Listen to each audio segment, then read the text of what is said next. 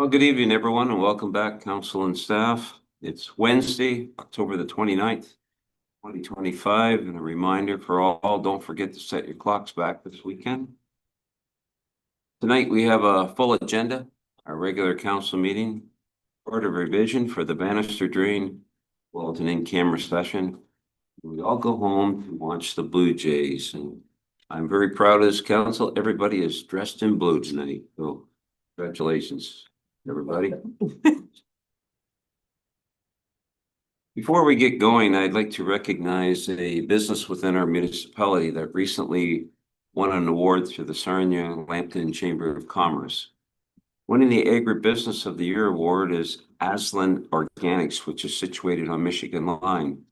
And our congratulations goes out to Shane and Emma Roosevelt on being leaders in their category, making all of us proud in Plympton-Wyoming.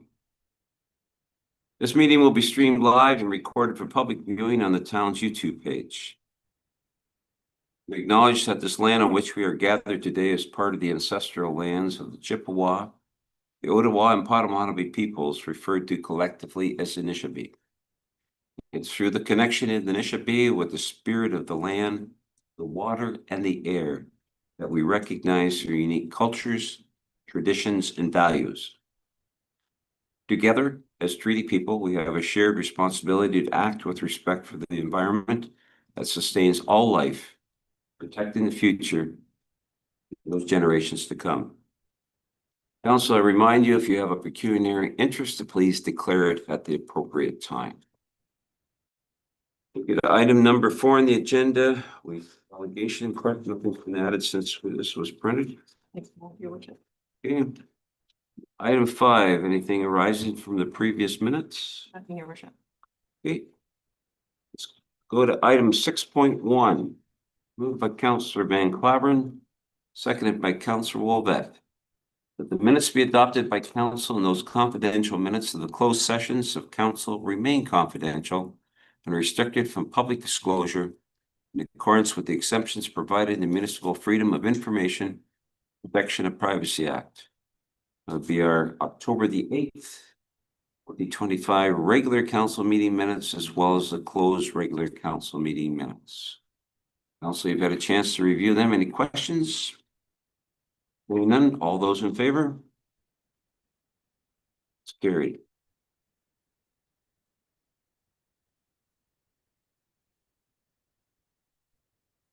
Okay, 6.2. Moved by Councillor Rodriguez, seconded by Councillor Vaizey, that the minutes be adopted by council. Those confidential minutes of the closed sessions remain confidential and restricted from public disclosure in accordance with the exemptions provided in the Municipal Freedom of Information Protection of Privacy Act. The September 8th Special Events Committee meeting minutes, as well as the Fire Executive Committee meeting minutes. September 18th, Parks and Recreation Committee meeting minutes, and our October the 8th Court of Revision for the Shave Ferguson Drain. We have the respective chairs or the liaisons for those committees here. Any questions? All those in favor? Carried.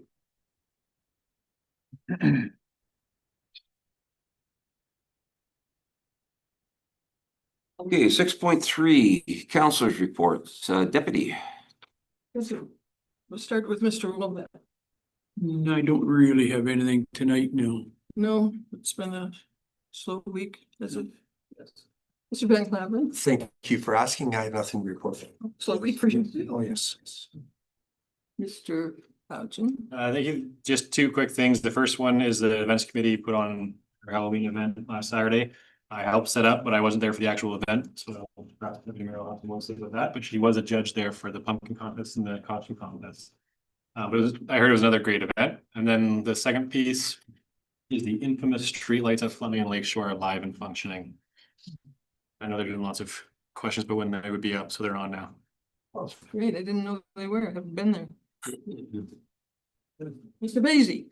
Yes, Parks and Rec, we had the end of the year report from the Kamlaki Ball Association.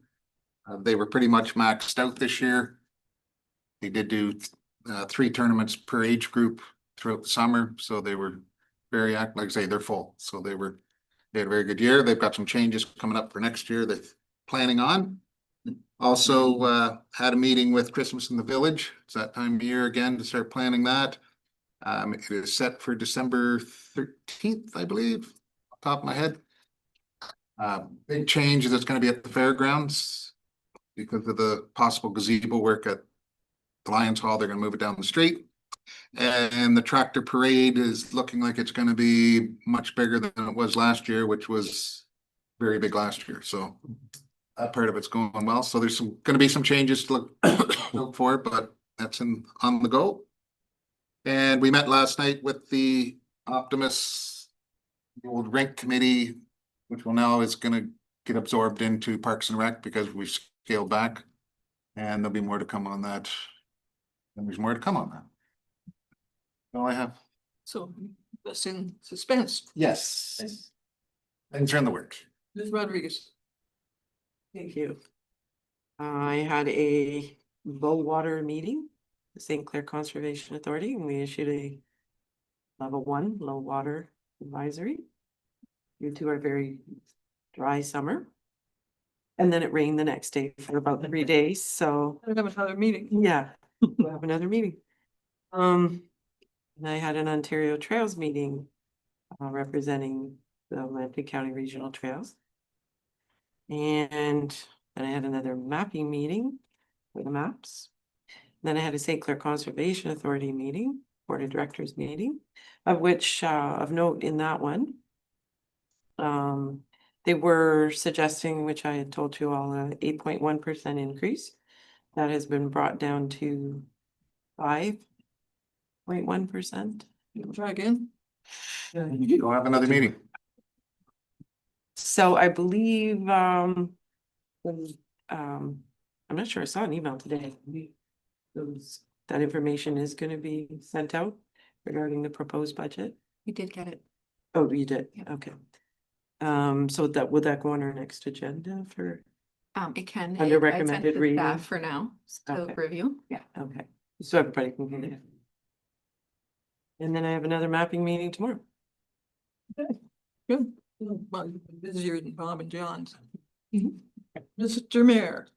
Thank you, Deputy. A few things to report. First of all, I attended the Southwestern Ontario Wardens Caucus in London. Steve Pilkin was one of the guest speakers. Minister Flack was also one of the speakers and basically advised us that there's not going to be a lot of money this year coming out. I also had the opportunity to meet with our regional CN rep.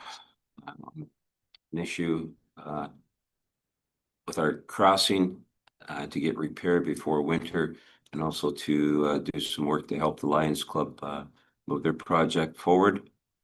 I did meet with Matthew Solinsky from the SLEP last week. I did one of my first preliminary budget reviews with staff, and I also joined with our deputy and our CAO, and Mr. Duncan McTavish, the retiring clerk for Enniskillen, at his retirement. Had an opportunity to attend the Christmas in the Village for their first meeting, as well as Councillor Basie was there. I do share with you that I do have some concerns that Canada Post is looking at eliminating some of the postal outlets throughout the country as their business plan and their operation is not viable in today's society. What is really discerning to me is the fact that it's been projected that there's possibly 11 outlets within Lambton County that could be affected. We have the 2 of them right here in Plympton-Wyoming. Certainly something we need to keep our eyes and ears open with on that one. Certainly try to encourage, if we can, to keep them open because they're certainly viable within our community. And lastly, Library Week just finished up. I had the pleasure to read at both of our library outlets. No one asked me if I was Lonnie Napper this year, and nobody asked me if I had snacks. We're all under 4 years old. Who asked me that last year? I will share with you that I continue to be impressed by what our library system offers our residents. One of the things that I do have is this handout of the different devices and different things that the library does offer. I'll ask the clerk to scan that and maybe send it to all the counselors so they can take a look at it. Just a couple of snapshots to share with you. Our catchment area for the Wyoming Library is around 3,693 people. 909 card holders are identified as this is their home library. It operates 48 hours a week. There's 27,672 items circulated through 2024 with an average of 183 visits per week. 2,848 people attended 416 programs in 2024. Now, Kalaki snapshot, they have a catchment area population of 4,156 people. There's 259 card holders identify that as their home library. There was 16 operating hours per week, 6,200 items circulated through 2024 with an average of 46 visits per week. 400 people attended 154 programs in 2024. And I was certainly impressed with the staff that we have at both of our facilities here in Plympton-Wyoming. Very caring, very engaged, and they're very helpful. So I was totally impressed with this, continue to be impressed with our library and the system that we have. Councilor Rodriguez? Thank you. Just on the libraries, there's a stark difference between the hours that they're able to man in Kimlaki versus Wyoming. Was there any talk about trying to improve that? I have not heard that yet. Yeah. Something I could maybe speak to Mr. Meyer about. Yeah, because I do know a lot of people, or no, the people in that area tend to go to the forest because of the lack of Hours.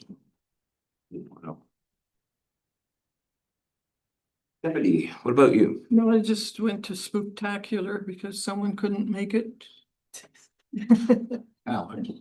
I think he was afraid because he was there last year, so. But it was difficult to pick the best costume because there were so many good ones and, so many good homemade ones and then some bought ones, and how do you compare? And so I made them all stand in a circle and I got my blindfold on and turned around 6 times and then just put my finger out and walked towards a little princess one. So there you go. That's good. You didn't fall over. I nearly did. Brad thought he had to. come in. Yeah, 6 times. Next time it won't be that many. Okay. All right. Thank you for covering for that person. You're welcome. All right, bid council, let's go to item 7.1. A motion by Councillor Van Claveren, seconded by Councillor Wolvette, that the council remuneration claims for September 2025 be approved for payment. All those in favor? Carried.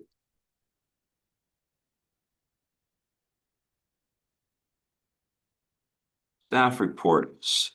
Item 8. 8.1, moved by Councillor Rodriguez, seconded by Councillor Vaizey, that the report by Lisa Smeekins, Executive Assistant, Deputy Clerk, dated October 15th, 2025, regarding the 2026 Council and Committee meeting calendar be received, approved, and the dates be published on the town's website. Smeekins, thank you very much for pulling that all together from all the committees. Any questions? I think I have one. Is there any reason why we have not listed when our Plympton-Wyoming Historical Society meets on that and to be recognized? I know we try to promote them and encourage people to utilize what we have there at the museum and through our historical society. I just wondered if we've maybe never overlooked this in the past. Does anybody have any history on that? What? I know, I just have a clarification question. So can anyone attend their meetings, the Historical Society? So maybe the best place isn't on this meeting calendar, but if those dates are sent to us, we can definitely put them on our website. I just wouldn't want to put them out if it was just the committee only, but if the public's welcome, we can definitely advertise Well, those. maybe the deputy can answer that a little more than I can. Yeah, we have a meeting open to the public approximately every third Wednesday or Thursday, depends if there's any conflict of the month, and then a board of directors meeting that's separate. So yeah, Send me those dates, yeah. I will. Because I think it's important that we continue to promote that. Councilor Rodriguez? I could piggyback off of that. And I could send the dates for Atlanta County Regional Trails because it is open. Perfect. Yeah, I just don't think we would fit more on here. What color are you gonna use? Yeah, running out of colors and space, but this is really just for staff and council to have at their hands. But we put everything on the website, so no issues putting those on the website. We'll find a place for them to advertise. Even if you have the year ahead, we can even put a public notice that says, here's the meetings for the year, so everyone's aware.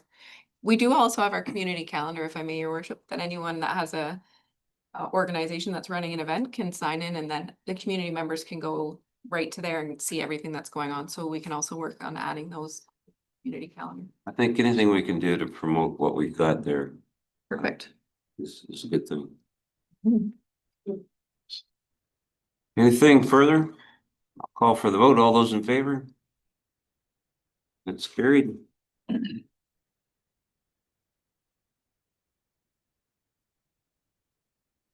Okay, item 8.2.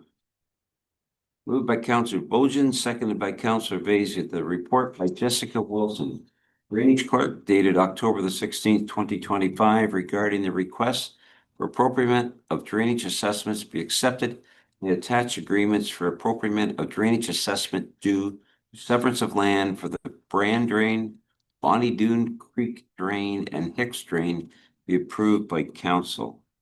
I think we've discussed this item before, have we not? I don't know where it is. I don't even know what we're talking about. Should be a map there, I would think. There isn't, No? like, I like, there's a lot 22. Mr. Tamming? Yeah, through the mayor to council. So I don't think typically there has been in the past maps attached to these style reports, but they can be going forward if that's what council would like to see. It's pretty standard apportionment for severance. But yeah, if there's any specific questions about it, I can for sure answer it. Generally, I don't think we've included maps in these in the past. Seen them or in the other reports. That's why. And the apportionments, okay, because I don't think the last. These reports generally speaking. Yeah. Any questions? All those in favor? Great.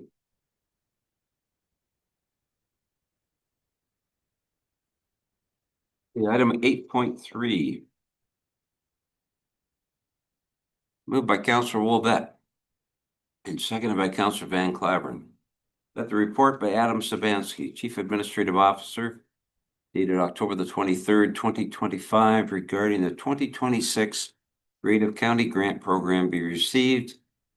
And number one, that staff be directed to commence planning for the town of Plympton-Wyoming's 25th anniversary commemoration and celebrations in coordination with local community groups, town committees, and council. The funds be included in the proposed 2026 budget, the town of Plympton-Wyoming's 25th anniversary commemoration and celebration for council's consideration at budget deliberation, and that council supports an application, the 2026 Creative County Grant to assist in funding the town of Plympton-Wyoming's 25th anniversary commemoration and celebrations. Anything to add to your report, Mr. Savansky? Not this time, sir. Any questions? Okay, all those in favor? Carried.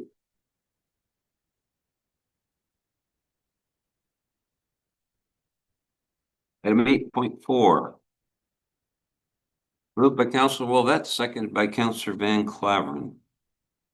The report by Adam Savansky, Chief Administrative Officer, dated October the 24th, regarding the 2026 Ontario Trillium Fund Grow Grant we received, and that funds be included in the proposed 2026 budget for a one-year contract strategic communications administrative assistant position, council's consideration at budget deliberation, and the council supports an application for the 2026 Ontario Trillium Fund GROW Grant to assist in funding the one-year contract strategic communications administrative assistant position to help build a vibrant community, strengthening connections and fostering deeper sense of belonging within the community while enriching residents' lives through arts, culture, heritage, and fostering physically active lifestyles. And to add your report, Mr. Savansky? Wanted to apologize to the mayor for the wordy motion. I wanted to make sure I hit all the key OTF requirements for this grant in the motion.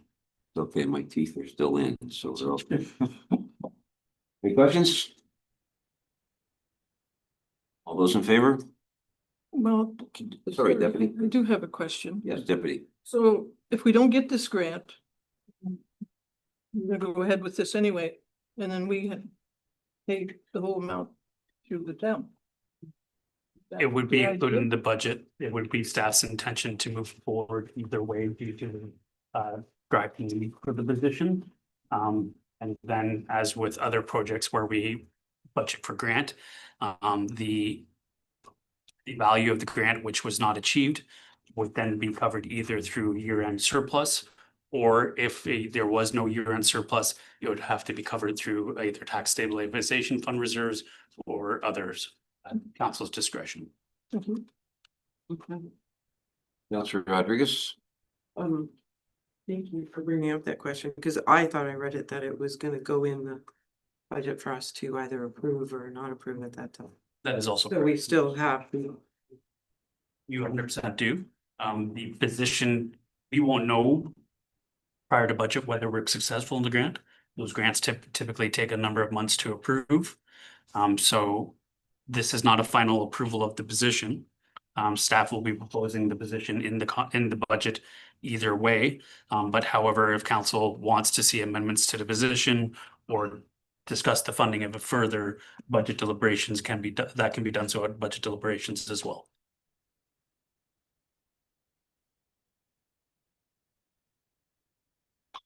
Any further questions? Councilor Hayes, I'm sorry, okay. Councilor Bolgen, did you have your hand up? I'm sorry. Councilor Rodriguez said what I was gonna say. Okay, Thank you. all right, call for the vote. All those in favor? Carried.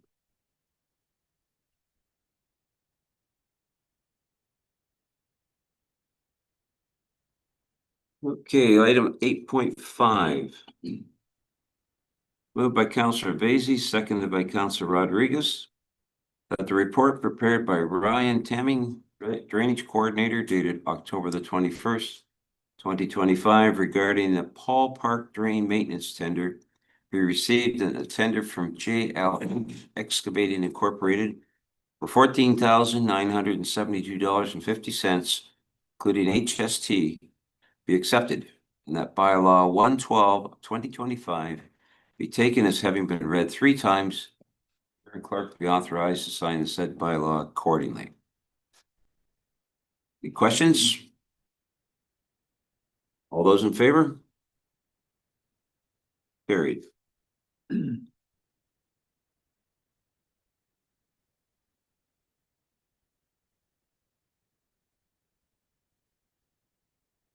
Okay, item 8.6. Moved by Councilor Bolgen, seconded by Councilor Vaizey, that the report prepared by Paul De Silva, Director of Public Works, dated October the 20th, 2025, regarding former Lamrecton Worship Hall public use review be received as information. Mr. De Silva, anything to add to your report that's been presented? Through your worship. So just slightly before my time, there was a proposal that came to the Parks Committee regarding converting the worship hall at Lamrecton into a bit of a community market with vendors and sales. Subsequent to that, council asked staff to look into what the how much it would cost and what we would need to do to convert that hall into public use. So following that, the Building Services Department did review this and did provide comments. The previous fire chief did not get around to doing so, but Chief Davidson did. So following his report on the matter, we were able to look into it a little bit further. And in order to bring that up to a public use retail space, there's a number of requirements that are required. And we would need to hire an architect actually to review the building and summarize their findings, drawings, submit a change of use permit. So we're talking potentially some significant dollars to do so. Thank you.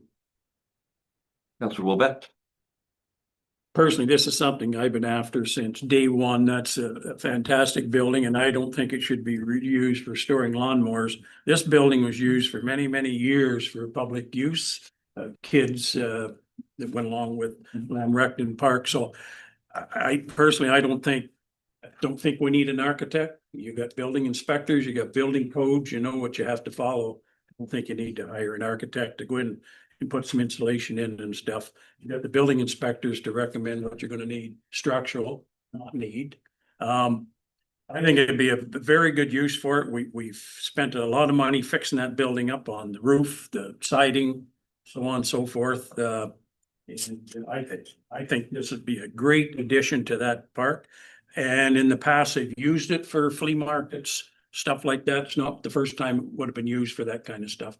I remember seeing it used for flea market people to get inside. So whether we can apply for a grant or something like that to help out in this building, I think it's something that we should move forward on and see if we can get that building used by the public. I think it would be used a lot.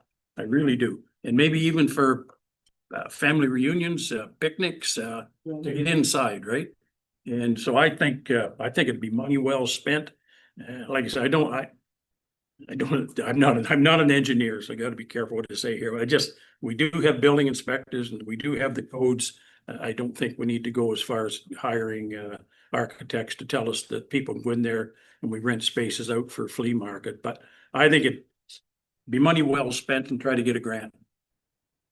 So, Through your worship. So if it were to remain as it was before as an assembly occupancy, and forgive me, this is not my area of expertise by any means. Then it's potentially, it could be done just for like gathering or yoga classes without the need of a change of use permit. If it was a flea market and there were sales going on, it 100% needs a change of use permit. And the building inspector said it 100% needs an architect to do that. So that's not really an option when going change of use. We have to hire an architect to do so. And I was gonna make that suggestion if council wanted us to look into this further, it might make sense to look for grants to accommodate this. Councillor Belgian. Yeah, the only comment I would have to is whether or not it's a good idea or not, it's just, if we don't want to use it for storage, we have to right now. We've got equipment that we have nowhere else to put. So step one will be figuring out a storage solution before we can even consider something like this, because unfortunately it's used as a storage facility because we got nowhere else. So that would be step one. So as much as we'd want to move forward with something now, we can't until there's somewhere to put that stuff. Councillor Vacy. Yes, thank you. First, through you, what improvements are we doing after the fire chief? Like, what are we doing right now? It says here that you've already started doing some improvements on it. Silva. Through your worship. So following the fire chief's review, he pointed out a number of things like there was a smoke alarm that wasn't working. Some electrical safety issues. So there was like wiring that just had morettes. It wasn't in a junction box properly. So we've started working on those fire code related things immediately. So we've had an electrician in there already. As a storage shed. Just to keep it as what we're using it for now, we still have to bring it up to fire code. What I've got, like, yeah, it'd be a nice little thing to have, but we've already got the community center that doesn't make any money. We don't need another building that's not gonna, it just becomes a bigger drain on Parks and Rec. You're gonna be 150 grand into this thing easily. I just don't think, and we're back to, we still have to build a building to put all the tractors and everything in because we don't have one. So it'd be a nice little cute thing to have if it were already set up for occupancy, like for people, but I don't see it as a viable option myself. Councilor Rodriguez? Well, my first question is, how old is this building again? Do we know? 100 years? Yeah. It's old, Over 100 years? Close. close. There's a date stamp. So that would be, to me, that would be a shame to be a historic building like that as a storage shed. I would agree with Councillor Woodward that, I mean, there's a huge population in that area. It's well used parks. And I don't necessarily think it needs to be used for flea markets or things like that, but maybe just exploring what those other possibilities could be. Maybe just has a pavilion, stripping it down to a pavilion, saving some money. But keeping that historical building in place.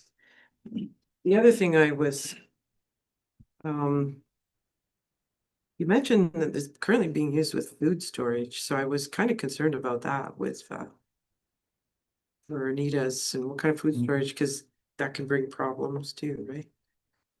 Please, Sullivan? Through your worship, she has a freezer there that she keeps for her coffee business. We've allowed her to do so. Just a freezer, not bulk food or anything like that. No, it's just a freezer and she stores a few other things in there, but not food necessarily. There's food items in the freezer, yes, but she also has a shelf in there as well. We provided her a small footprint, just to help her out because the trailer is obviously pretty small. Just worried with like, health and safety stuff. But yeah, I, in general, I agree that maybe we could just look at it further and maybe there's more cost-effective options, something that the public could be making use of and not necessarily going with this lady's vision, but maybe there is something else that could be pared down or simplified. Councilor Van Claveren? Thank you. Our Miss Anita has great ideas, that's for sure. Do you think she would, number one, be part of the, say, management staff or a management team or a fundraising team or kind of like our own committee for holding functions? What role would the community play, or would it all become part of Plympton-Wyoming's management? Organize the functions and we have all the cost to upgrade, and has that been kind of thought out? Yes. Yeah, so Through you, your worship, she did touch on those things in her original proposal. I will say that since that, this is going back a few years now, she really hasn't been super vocal about moving this forward. Not to say that she doesn't want it to move forward, but she hasn't really reached out to staff with any new ideas or to ask about the status. However, I think that she wanted to form some type of management conglomerate to look after it on our behalf. There's obviously some issues related with that in terms of being able to just hand somebody something without going through the proper procurement processes or doing a request for proposal to solicit vendors rather than her having her own vendors come in. So I do think she had envisioned potentially partnering with the community, maybe doing some fundraising as well, but the onus would probably be on the municipality to make the actual upgrades themselves. I might say too that a petition really is never enough. In fact, a petition without a questionnaire really doesn't carry any weight, in my opinion, because there's never any expectations. I can agree to the idea in principle, but I haven't got any skin in the game. I'm not donating any money. I'm not finding out if my taxes are going up. I'm not expected to be there to help out. So I struggle a little bit with petitions. It's pretty easy to rack up 500 or 700 signatures, and there's really not much meat on the bone there, in my opinion. Any place where a classic historical type building could be restored, fantastic.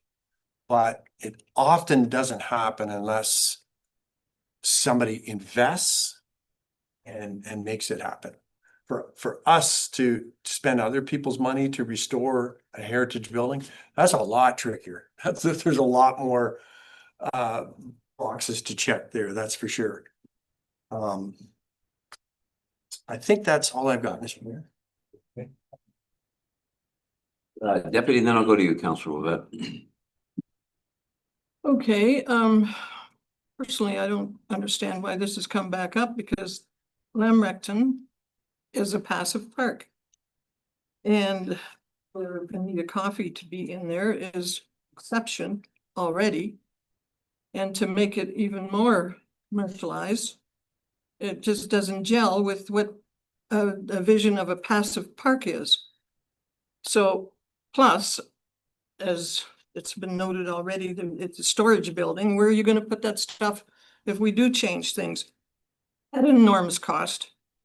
So then we build another building at another enormous cost. It just doesn't work with me. So I'm totally against it. Done. Okay. Councilor Lovett? Well, I'm a little disappointed in what I'm hearing. You know, that's where the population is out there. That's where that park is out there. That's where Lamrecton is, that beach. That's why we spent hundreds of thousands of dollars in that park. I don't believe it would have any effect on the community center. It's a different setup. It's a different atmosphere, what I'm talking about. It's the lake. That park is full. Anita's Coffee was a great addition to it. Like I say, people sometimes want to get inside. As far as the equipment goes, it isn't that many years ago we got this park. We had our equipment stored elsewhere. We didn't build a new building for it. So to me, that's no big deal. And we're looking at building a new public works thing someday anyway, so it might be more centralized where you can have your equipment, not multiple buildings, which I wouldn't want to see multiple buildings. We got them now. But I just think it's a great fit for the park. It's for the Parks and Recreation. That nothing to do with Kamalaki Community Center. Like I say, if you're coming off the beach and you're down there for the summer, you want to have a family reunion, you're not going down to the community center. You'd have it right there.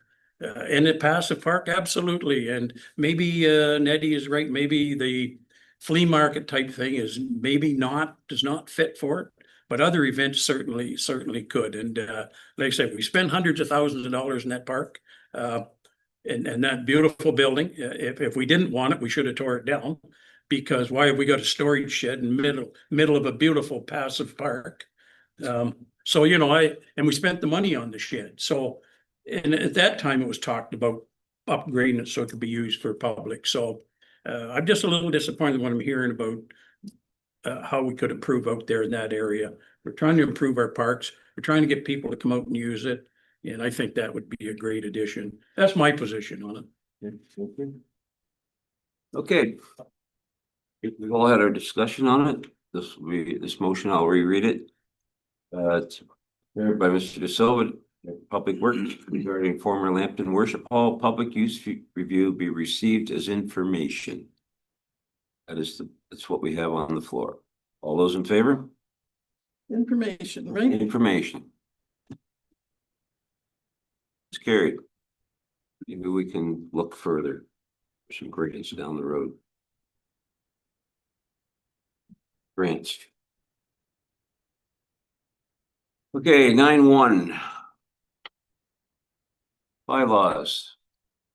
Moved by Councilor Rodriguez, seconded by Councilor Vaizey, that bylaws 76 of 2025 for the Park Drain Section 76 Report 2025 being a bylaw to provide for drainage works in the town of Plympton-Wyoming, the county of Lambton, be taken as having been read a third time, finally passed on this 29th day of October 2025. Mayor and clerk be authorized to sign the said bylaw accordingly. Any questions on that bylaw? All those in favor? Carried. 9.2. Moved by Councilor Vaizey, seconded by Councilor Rodriguez. Bylaw 77 of 2025 for the Waterside Estates Drain, being a bylaw to provide for drainage works in the town of Plympton-Wyoming, the county of Lambton, be taken as having been read a third time and finally passed on the 29th day of October 2025. The mayor and clerk be authorized to sign the said bylaw accordingly. Any questions? All those in favor? Carried.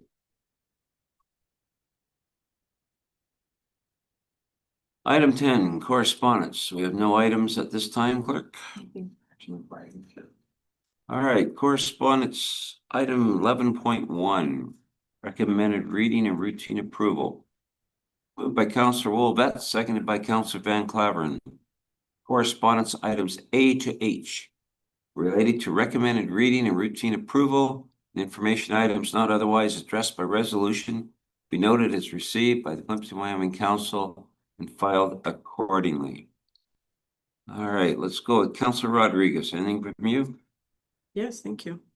Item A, I would just like to note, and it was on the news all day about this as well, about the refrigerated, and going at the addresses of these soldiers, because that was benefits. I really love that, and what these this group of people did to get it all together, and encouraging every other jurisdiction to do the same. I think it's wonderful idea, and hopefully something that we can expand on in the jurisdiction. I think those individuals that worked on that were the ones that came up with the history of the streets of Sarnia. I know Mr. St. Armand, I've worked with him before. Very, very, very good man to do all that. Yeah. So I just wanted to acknowledge that. Thank you. Anything else from you? Okay, Councillor Vaizey, Thank you. Councillor Bolgen, Nothing for me, thank you. Deputy Mayor. Yeah, just a comment to follow up on the banners. I don't think we've mentioned, they look great, they really do. And going through Camp Lackey, there's one that has a tree that sort of hangs in front of the guy's face, gee, right across from the fire hall. You think maybe, and you miss it, you miss his name and everything, so I think maybe you could have the guys just sort of go through there with a little buzzsaw. They should ask permission maybe of the tree it is. Okay, but yeah, they look great. They are in Wyoming and Kim. So that's all. I just threw that comment in while we're talking about these banners. No, that's fine. Councillor Van Claveren, Nothing for me, sir. Councillor Wolvet. Nothing for me, sir. Thing I have is item G, and just to recognize from the St. Clair Conservation Authority, the report that we see from Mr. Phelps came out listed in August, I believe.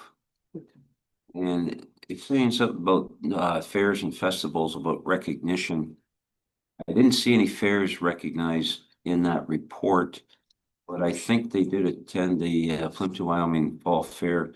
Maybe they believe they had something set up for agriculture in the classroom, which is a really good promotion for them as well. Councilor Rodriguez, do you know what the St. Clair River event? His back history on that one. You been involved with that at all? Yeah, so that was the annual fundraiser that they did each year. Almost every year for maybe the last few years. The weather curtailed it, so they weren't able to do it, and then they were looking at maybe doing alternative dates, and then the whole thing just fell. Oh, okay. One of their fundraising. All right, so nothing to be pulled or nothing, so we'll just call for the motion. All those in favor? Carried. New business, Councillor Wolvet. No, sir. Councillor Van Claveren. No, thank you, sir. Deputy Mayor. Nothing. Councillor Rodriguez. Yes, thank you. Just one question on drainage maintenance. This one, we're kind of in a time where we have these extreme weather events, and it's harder and harder. Right. We're just at a time where we have these extreme weather events, and I feel sometimes these events happen and then you realize which drains don't work. Well, we do these maintenance assessments. Like, is there any thought to maybe proactively doing maintenance on drains instead of waiting for complaints? I think they're complaint driven, correct? Yeah, so through the mayor to council, the drain maintenance is always done upon a maintenance request. Generally, there's not many municipalities that do proactive drain maintenance. The ones that do have a very small number of drains and they do it on a cycle. It could be looked at, it would. I think the best way to do that would have, if there was a certain drain that the landowners wanted regular maintenance done, like every 2 years or every 5 years. That would be a conversation to have with myself as the drainage superintendent, and then possibly bring something to council with some sort of policy on that. But I don't, or if council would like me to look into what a proactive program would look like. We do have a lot of drains. Some of them haven't been touched in over 40 years. Some of them get work done every few years. It's really driven by as the Drainage Act is, a lot of it is driven by the landowners. There would be, I'm sure, some landowners for that, some landowners would be against it, but that's typically the way that most drain works anyway. Does that answer the question, or? Yes, thank you. It's just, I don't know, I just find every time a problem comes up, it's because we had a big rain event and then we find out there was a whole forest in a drain that hadn't been cleared out, or beavers, or making dams, or I just don't know. If we're proactive, maybe we'd have less problem, kind of thing. And that's something that's on the, and I don't know how possible that is and what it looks like, but just a thought. Probably cost factor. You absolutely need public buy-in for it, since the bills annually go directly to them. It's not on your taxes. I am from Norfolk County, does have a large-scale proactive drain maintenance program, but they're in extremely sandy soils. If they don't come by every 2 to 3 years, drains have a tendency to slough in. So there might be information that you could attain from Norfolk on the process they went to establish that. But it is time consuming for a drainage superintendent, which of course equals more staff time and more work for drains, which will result in less Brian does in other things. And less that Jess can do in other things. And again, all that gets filled out. So it's you're gonna have to go through a public consultation. Yes. Councilor Bailey? Yes, not that I live on a drain or I'm not a farmer or anything else, but you go by some people's farms and they maintain their own drains. You know, before they get to the clogged section of it. You know, twice a year, they go down with a weed whipper, clean out the ditch and they're done. Or I know a guy that's cleaning his own ditch out that runs through his back as he was pulling the trees out. Because it affects his land. And it's a lot cheaper on everybody when he's got downtime, goes back, cuts the tree up, pulls it out of and keeps it clean. That's, to me, was the way the whole Drainage Act should work, that you're benefiting from it. Leave it for 30 years and then it costs $250,000 to bring somebody in with an excavator, and like, I don't know why they don't maintain them as they are. But some do, some don't, because you go to the next guy and his ditch is completely full of crap that's still going to affect you down. I don't know how you'd get anyone to agree that we're every 5 years going to go clean their ditch out. That I don't know, It I makes was sense. just throwing it out. I wasn't for conversation. They couldn't find a way to make them agree in the 1800s. I'm gonna guess they're not gonna make them agree now, because that's how the Drainage Act came in, is for that specific reason. Anything else, Councilor Rodriguez? Councilor Vacy? none of this is, thank you. Councilor Bolgen? Nothing, thank you. All right. Well, council is now 10 to 6. We're at the end of our new business. Before we go into closed session, we do have a drainage meeting. So I'm going to take the calls off for a period of 9 minutes.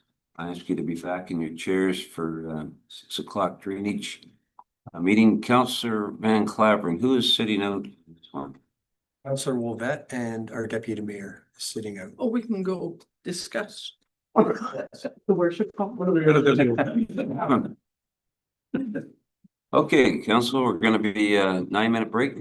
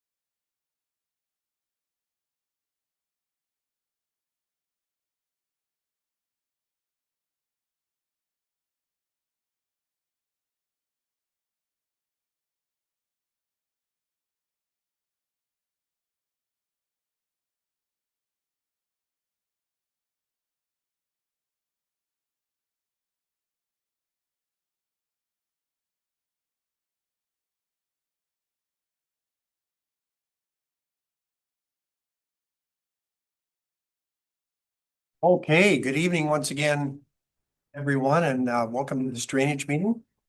I'm John Van Claveren, Chair of the Drainage Committee.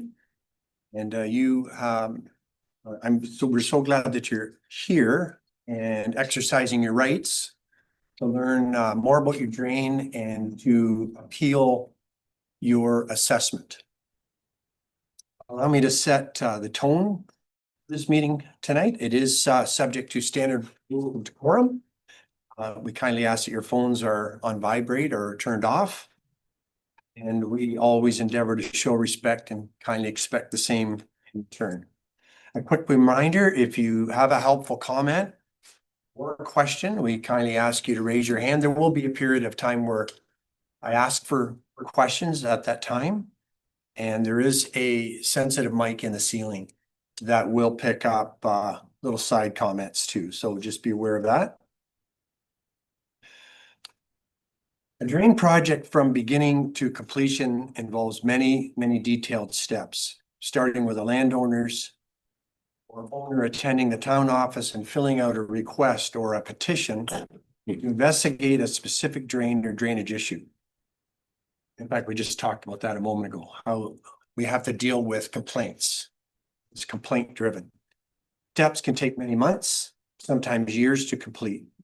Court of revision is one of the last steps before construction can begin. This is the step where landowners can appeal their assessment or the fees that they've been assessed. Tonight, we have 5 appeals on this drain presented to the Court of Revision, which is made up of 5 council members, which I will be introducing shortly. The appellants may speak if they so choose and will be invited to at the appropriate time. If the appellant is not successful this evening or satisfied, they may choose yet another course of action and appeal to the Ontario Drainage Tribunal. And final appeal following that would be an opportunity with the drainage referee.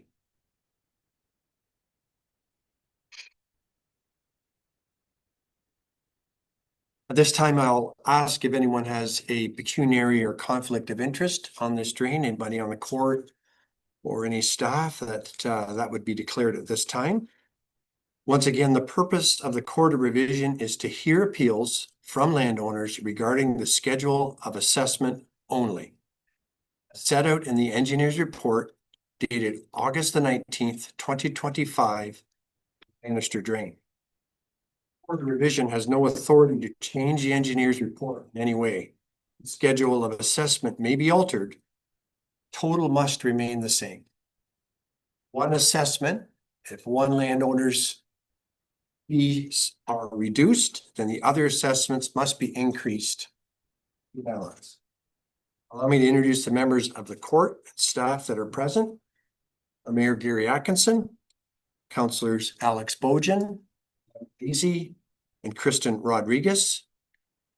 Our drainage coordinator, Ryan Tamming. Our drainage clerk, Jessica Wilson.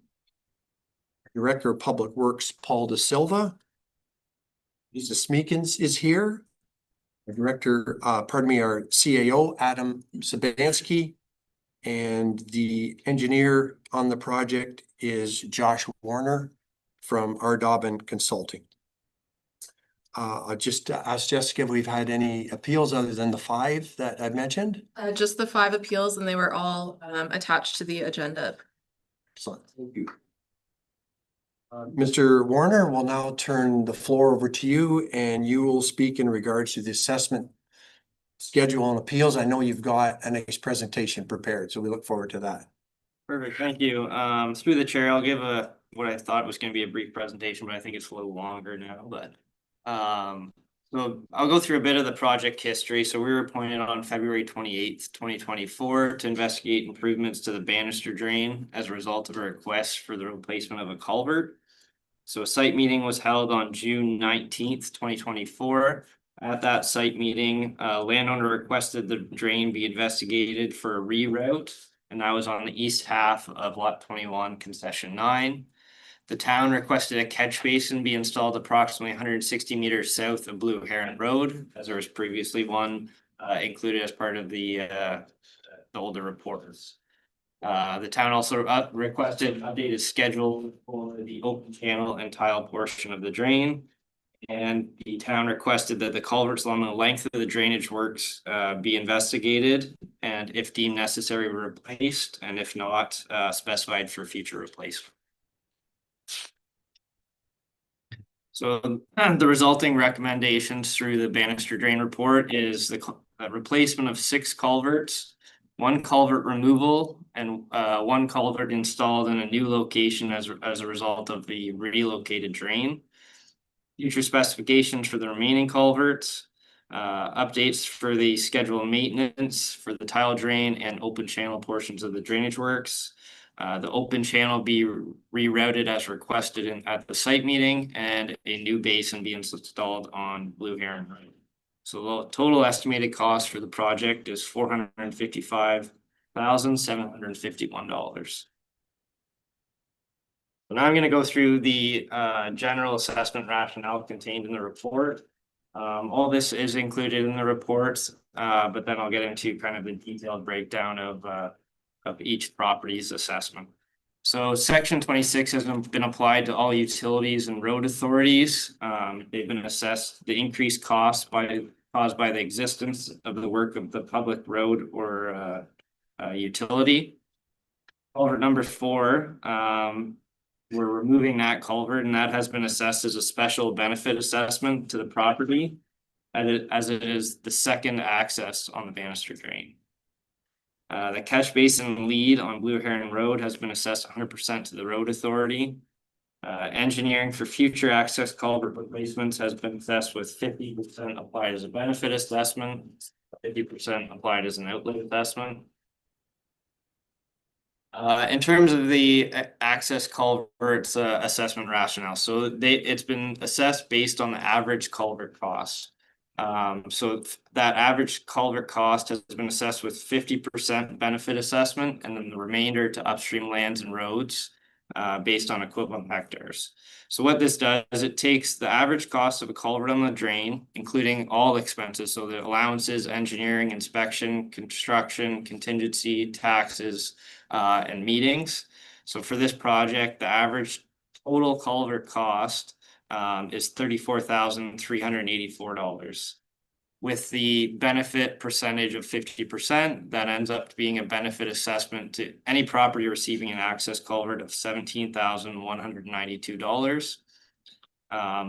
So what this does is larger and more expensive culverts that have more land upstream have more assessment to upstream lands, while culverts at the top end that are less expensive have a higher percentage assessed to the property receiving the culvert and less to minimal watershed upstream.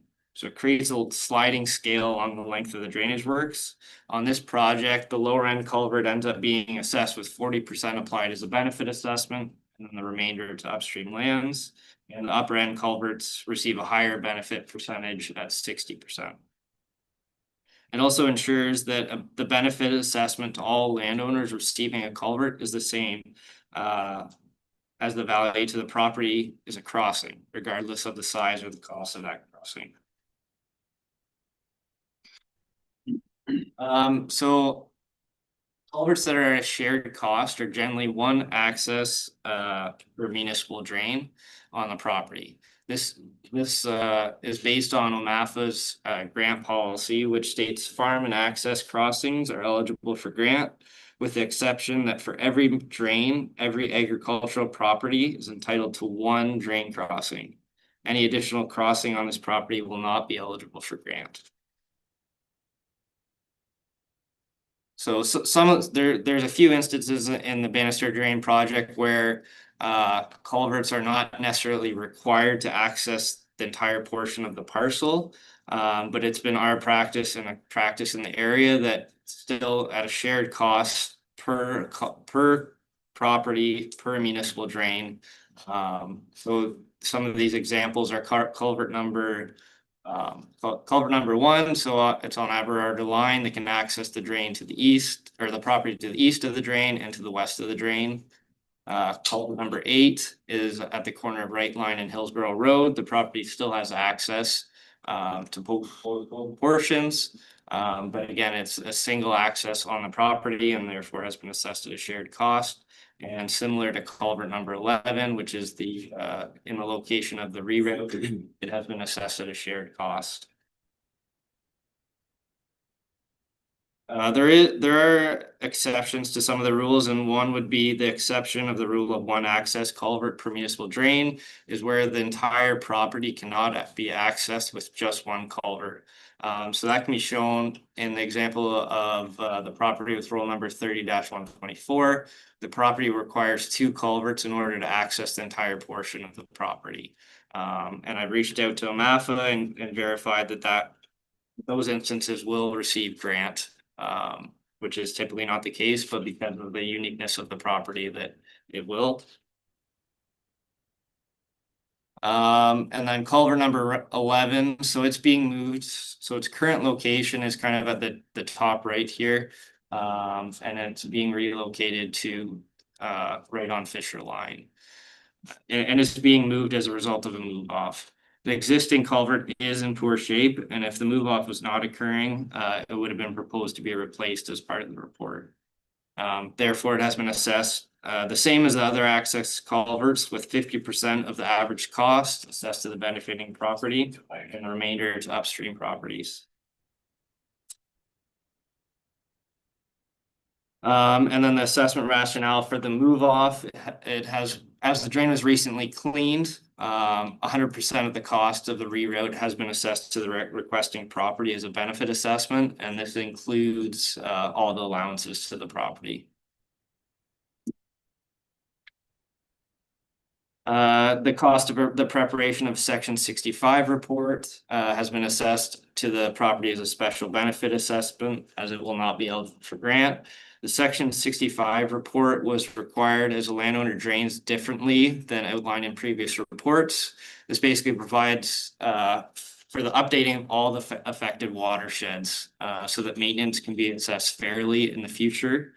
And then the remaining cost of the project was applied with 60% benefit assessment, 40% outlet assessment. So this is the assessment rationale that was utilized for the entire portion of the report and with every single property. So every property is assessed utilizing that rationale that I've outlined. I'll get into the appeals that were received. So the first one is at the southeast corner of Right Line and Hillsborough Road. And it's the Right property. So they're receiving, as shown here, they are getting an access culvert. So in the breakdown of their assessment, they have a benefit assessment of $17,573. As was mentioned earlier, $17,192 is attributed to the culvert benefit assessment they're receiving. And then there's $381, which is their portion benefit and for the updating of the schedule of maintenance for the open channel. The outlet assessment for the property is $6,058, and that's for 54.63 hectares. I won't go into all these numbers, but basically what they're paying for is for any downstream work that's occurring. So that could be a replacement, engineering for future culvert replacements, or their portion of updating the schedule of maintenance and for the open channel. The total assessment for the property is $23,631, which represents 5% of the project cost. And that percent is important because as we go through this process, that the total estimated cost for the project can change. But ultimately that 5% is going to govern what they're paying as part of the overall project. So the appeal number 2 is that the property immediately to the east, that's the property that has the 2 access culverts. So again, their benefit assessment is $34,797. 17,192 is for each of those 2 for the culverts. And then they have a $413 assessment for updating the schedule of maintenance. And similarly, their outlet assessment it contains any work that's being done downstream. So all the culvert replacements, the engineering for the future culvert replacements, and the updating the schedule of maintenance for the open channel. So the total assessment for the project is $44,005, which represents 10% of the project costs. And an estimated net assessment by factoring in allowances in the 1/3 grant is $27,077. Appeal number 3 is from the Stonehouse property. They have a access culvert or driveway culvert on the property. It is not proposed to be replaced as part of this project. So their assessment is broken down into benefit assessment of $882, $750, which is the engineering for the future replacement of culvert number 13, and then $132 for the updating of the schedule of maintenance. And the outlet assessment is $4,935 for an area of 20.23 hectares. So the total assessment of the property is $5,817, which represents 1.3% of the project cost. And as they're not getting any grant or allowances, the net assessment is the same, $5,817. So appeal number 4 is the property to the east. So it's the Leicester property. It was removed from the watershed as part of the report. So the $320 assessment is for removal of the property from the watershed, and in order to update the schedule of maintenance for the Falconer Ramsey drain, Lower Alberta Creek, the Stewart Creek, Watson Drain, Oosterhoff Drain, and the Hicks Drain. So that's basically, like I said, it's the engineering to update the schedule of maintenances for the impacted drains. The 5th appeal is for property with roll number 30-091. So that's on the east side of Blue Heron Road. The benefit assessment for that property is $154, and that's for the schedule of maintenance for the tile portion of the drain. And the outlet assessment is $12,642. As they're close to the top end of the drain, that represents essentially all of the replacement costs, a portion of all the replacement costs, and future engineering, and the updating of the schedule for the tile drain and open channels. The total net assessment for that property is $8,281. And the assessment is $12,796, which represents 2.8% of the project. To sum it up here, I feel that the assessment rationale and proportions of assessment to each property are fair and equitable in accordance with the requirements of the Drainage Act, and therefore assessments as contained in the report should be upheld. Okay, thank you very much, Josh. Comprehensive. Appreciated the slideshow for sure. At this point of the meeting, the appellants are welcome to make a statement, or if you have any questions. Just in our brief conversation prior, maybe it didn't sound like you wanted to make a presentation, but you had lots of questions.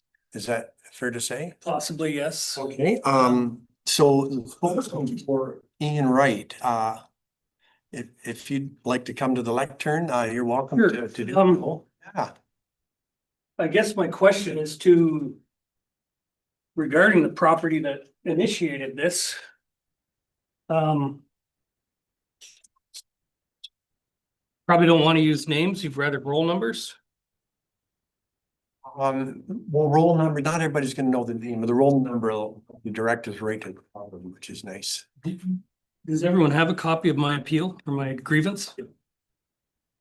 Was the almost $10,000 in allowances or the roll number that is getting all the drainage work, the majority of the drainage work's done on it? The drain relocation, I assume the $10,000 or $9,000 and change is paid for by who? Where does that money come from? Gosh. Yeah, through the chair. So it's been assessed, that entirety of the allowances has been assessed to the property that's receiving the move off. So nobody else on the drain's paying for it. He's being assessed that, or is that being gifted to him basically for? Both. Yes, so yeah, the drain pays for the $9,450, but then that entire amount is assessed back to that. So the drain, It's Pays net for- zero, yes. Makes Although sense? He does get, somewhat, He pays himself. yes. he's paying himself, not the other property owners or the Correct. members. Okay. That was one of my main grievances. Yep. So, okay. And that might be a question that some of the other landowners here as well. Possibly, yes. Question. Take your time if you have anything Sure. else. So I just took a snapshot of my before I left home. I guess you answered one of the number one grievance I did have was that the culvert is being relocated from the corner to the roadside, Yes. I believe it is. Now, there could have been ways, I guess it's probably too late now to avoid that. And that would be to just eliminate that culvert altogether and start the angle across through the woodlot. It would have saved a lot of people upstream from that property. Replacing a small culvert under the road, which is now gonna be basically a 5-foot culvert now. At the roadside, there'd be a 90-degree bend after Fisher Line. It will go through a 5-foot culvert. And make almost another 90-degree turn to head north. I really don't see a reason for it. Yeah, so through the chair, yeah, so this is the quarter vision, so we can only discuss assessments. We can't make any changes to the design. The landowner requested that culvert. It's a single access on their property and therefore it's at a shared cost. Are you considering that the primary access now? It is the only access on the banister drain. To the property though, is my question. It's only access on the banister drain, just like I mentioned in my presentation, there's two other culverts on the drain where they have access to the entirety of the property, but it's only one access culvert on the drain. All right, well, I guess that sums up my questions. You might have others that surface and Sure. we can hear them for sure at that point. Yes, Yep. yes. Thank you. And now Jim and Barbara, your spokesperson. Hi. Hi, my name's Kevin. Hi, Kevin. I'm speaking for mom and dad. I'm just if you have the engineering totals on those culverts that are getting replaced. I realize a piece of each one is being paid by each one. I'm just curious of the total of engineering that's involved in replacing those culverts. Yeah, so I mean, the way the engineering gets broken out is typically, it takes a % of the total project costs. And then whatever the proportion is to allocated to the construction cost to each culvert. Sorry, I'll start over. So the engineering cost in the project is about 15%. That's just allocated to the move off and the culvert replacements. So that 15% gets applied to basically all the construction costs. With the average culvert being approximately 27,000, 15% works about out to between 3,000 and 4,000 for engineering, tendering, inspection, construction, and admin. Thanks. Okay, thank you. Stonehouse team. You'd like to make a presentation or a statement, or do you have any questions? I know you have some questions. Get up here. Well, this is my first and hopefully my last time ever having to go through this crap. Should be. We absolutely knew nothing about this process. We were not invited to the original meeting when the property owner across from us requested this massive change on his land. We were not notified that this was taking place until this year. So then all of a sudden, last year, we had work done on the banister drain in front of our property. We made an agreement with Elizabeth at the time that when Bert dug out that drain in front of our property, we kept the dirt on our land because we needed it in a low spot. And we paid for that, and that saved the upstream landowners from having to pay for that, because he would have had to get down off his excavator, drive the truck away, dump somewhere, who knows where, and then come back. It would have been a whole lot more expensive. But we agreed to pay for that because it was our benefit at that time. In all of this process, I don't see any benefit to our land whatsoever in this entire process. And it's more of a detriment to us because of what's going on across the road. I don't even know what the roll number is on there. 125. 125, yeah. I don't see that it's going to benefit us in any way, shape, or form to have that drain go across Fisher on a 90 and then immediately after go on another 90. I'm not an engineer. I don't profess to be an engineer, but I'm concerned about the flow of the water through a 90 and then another 90. Is that going to hinder our land at all? I don't know. I don't know whether anybody here can assure me tonight whether that's going to happen or not. Do you But I- like the engineer to speak to that for a moment? Yeah, through the chair, yeah, so I mean, there's a 90 downstream of you now, as you're aware. So yeah, I don't anticipate there being any negative impact to your property with the 90 just north of Fisher. Hopefully the microphone picked that up. Anyway, we're not comfortable with the amounts that are being billed. We don't really know why our property is getting hit with such a massive amount, other than the fact that we don't farm income, so we're not entitled to a grant. We're already paying $2,800 this year for the work that was done last year to clean out that drain. We try and keep that drain cut down with the growth on there. Our son gets out there and does a number on that all the time. Probably what we should be doing is billing the town for doing that work for you, because we're the ones doing the work for you. But anyway, this allowance of $94.50, that was another thing, and I'm really not understanding the full process. He's getting billed, but he's getting credit for it. So where does that $94.50 go? Does it just disappear into thin air? Somebody's paying for that $94.50. You give it to him and then you take it away, but if it's part of the main bottom line number, that number's still in there somewhere. And by the way, people, I'm an accountant, so don't try and buffalo me on numbers, okay? Especially that part of it. I'm not 100% happy with the explanation that the Wright family got on that. The other major thing that I'm concerned about is all of the costs that Dobbin is submitting on this project. It's almost $100,000. That's not probably more than 20% of the entire project. A couple of things have stood out to me, one of them being future culvert costs. I know that there are roughly 440 drains in this municipality, and I don't know how much work that this engineering firm does for you, but if they're submitting potential project costs for future work, how much of that is actually sitting on your books right now for those?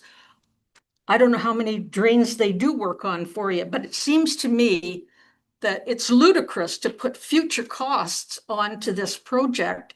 And all of the costs to me are future culvert design. I haven't got my glasses on, $9,000. The tendering, I can understand the tendering, but that's another question I have is, I understand the fox is guarding the hen house. I've done some homework on this. And I've worked construction too, so I know all about the tendering process and how it works. When this project is finally tendered, I understand that the engineering firm is the one that controls the work and the invoicing coming in. And then they submit an invoice to the town to be billed for the construction of all this work. But my question is, Who here actually goes through that with a fine tooth comb like I would in a potential, say an audit? Let's say, when you do a full-blown audit, you look line by line by line. How many times do you people actually go through the process of looking at all of these costs that are being submitted? Do you look at them all line by line? Do you just rubber stamp it and say, yep, future culvert design, $9,000, and let it go through? May I address that for a Sure. moment? Sure. Yeah, absolutely. Direct that to Ryan Taming, our drainage superintendent, who specifically about the tender process and how that functions and. Okay, yeah, so I guess the two things, the future culvert costs are the time they've spent now. Like Josh said in his presentation, there's 4 culverts, or there's how many getting replaced? There's 6. 6 for getting replaced, and there's however many being left. Yeah. Several culverts that are not, 5 or 6 culverts that are not getting replaced, right? Those culverts, the future engineering, Dobbin has provided that design when they need to be replaced. We don't have to go through this process again. They're sized, the lengths has been established, and the design for those is ready. So we can do the work under this report without needing a new report for those culverts in 2 years when they do fail. So they can't, but that might be 50 or 60 years down the road. It could also be. Sure. And if it's that long, it could be by that time that might need to be designed again. So we get it again. Well, I wouldn't be around by then anyway. I don't think I would either. Um, And then I think he was gonna speak to the. So again, to the submitting of the invoices, yes, exactly. So when first, like you said, when Dobbin submits their proposal, I do review every engineer's report, not only from Dobbin, from the other drainage engineers that we use. We do go through them line by line and look at the costs. When the invoicing is done, as your other question, that's something the contractor submits an invoice to the engineer. The engineer is the first one to verify that. Yes, we agreed this work's been done. No, we disagree. You have not done this work. Then as a second review, I review that work. I'm not on site full time on any drain construction project, right? The engineering firm does the on-site inspection. But if I notice anything I believe is incorrect or wrong, that's my opportunity to flag that for them as well. Ask a question, maybe get an answer. And if I'm not satisfied with that answer, I can go to the field and investigate it myself. just one final point, and then I'll go and sit down.